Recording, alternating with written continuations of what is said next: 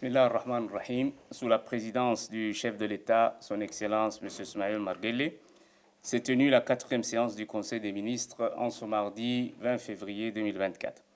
Il est inscrite à l'ordre du jour 4 questions. La première question est une présentation faite par la ministre des Affaires sociales et de la Solidarité devant le Conseil. Il s'agissait de faire le point sur les actions entreprises dans le cadre de la Semaine nationale de la solidarité.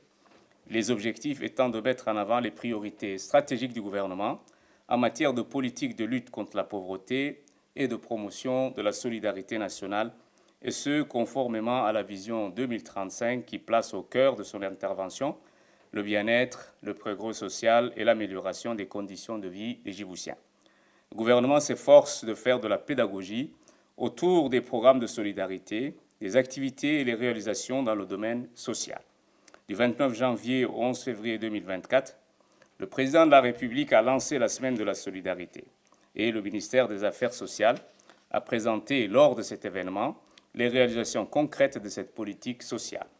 L'un des principaux axes de cette action reste l'autonomisation des ménages vulnérables et plus particulièrement au profit des femmes et des jeunes filles. La seconde activité de la Semaine nationale de la solidarité s'est tenue au sein de l'Union nationale des femmes djiboutiennes le mercredi 31 janvier 2024. Par ailleurs, les 5 régions de l'intérieur ont vu l'arrivée des caravanes sociales parties à la rencontre des populations dans au moins 11 localités. Concrètement, la ministre des Affaires sociales a fait les annonces suivantes.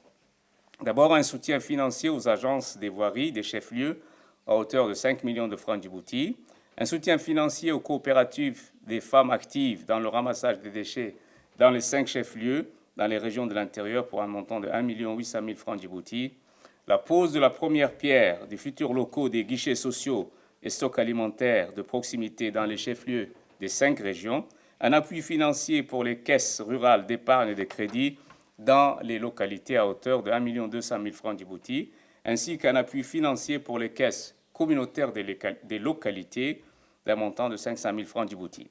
Le deuxième axe concerne les doléances formulées dans le domaine des filets sociaux et le développement social par nos populations. Le troisième axe portait sur donc ces doléances. L'eau et sa disponibilité en étaient une, l'électricité rurale, l'éducation, le transport, les structures sportives, les structures en matière de culture, construction, de CDC, etc., etc. La deuxième question était relative donc au projet de loi portant donc prévention et lutte contre la corruption et les infractions assimilées. La corruption est l'une des plus graves entraves au développement économique et social. La République de Djibouti a ratifié la Convention des Nations Unies contre la corruption le 8 février 2005. Ce projet de loi vise à compléter l'arsenal juridique existant en matière de lutte contre la corruption et les infractions assimilées.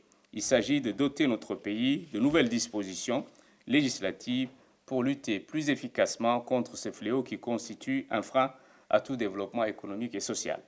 L'apport du présent projet de loi est multiple et notamment la Commission nationale assure la coordination des activités des entités intervenant dans la lutte contre la corruption, un comité de coordination des entités de prévention et de lutte contre la corruption est créé.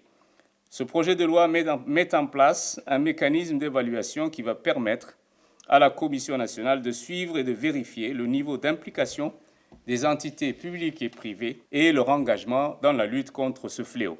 La troisième question concerne un projet de loi portant organisation et fonctionnement des organisations de la société civile de Djibouti.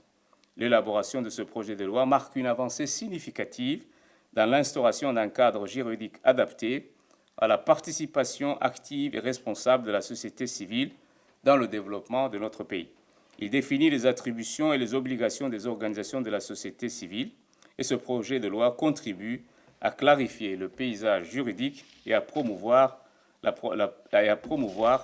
transparence et la responsabilité au sein de ces entités. Le présent projet de loi vise à encadrer et à réglementer les activités des organisations de la société civile en mettant l'accent sur leur caractère non lucratif, leur contribution au développement durable, à la vie démocratique et aux droits humains. La quatrième question concerne un projet d'arrêté portant attribution d'une parcelle de terrain au profit de la Fédération djiboutienne de football. Ce projet d'arrêté a pour objet l'attribution donc à la Fédération de cette parcelle qui est donc localisée à Dikil et d'une superficie de 2 hectares. Elle est destinée à l'implantation d'un complexe sportif.